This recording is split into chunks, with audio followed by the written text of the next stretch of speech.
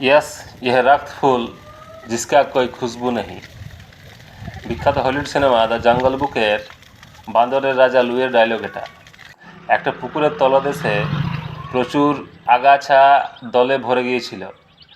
এবছর শুকিয়ে যেতেই মালিক সেটা পুড়িয়ে ফেললো, যাতে পরের বছর ভালো মাছ চাষ হয়। খুব নিয়ন্ত্রণভাবে পুড়িয়েছে যাতে আর পাড়ের আশেপাশের গাছগুলোর কোনো ক্ষতি না হয়। তো এই নিয়ন্ত্রণ করার ব্যাপারটা, আগুনকে নিয়ন্ত্রণ করার ব্যাপারটা জঙ্গল বুকের এই লুইয়ের ডায়লগ থেকেই শোনা যাক। চলুন আরেকবার। मैं कौन? मैं राजा बंदर लोगों का, नाम है लुई, और तुम एक इंसान का औलाद जो जंगल को लाभ करता है। इधर रहने को मांगता तो तुमको बचाने को अपना लोग मांगता। एक मैं ही बचा सकता तुम्हें को, और बचाएगा भी, पर फोकट नहीं। आपको देने के लिए मेरे पास कुछ भी नहीं है। तू दे सकता है, क्या दूँ?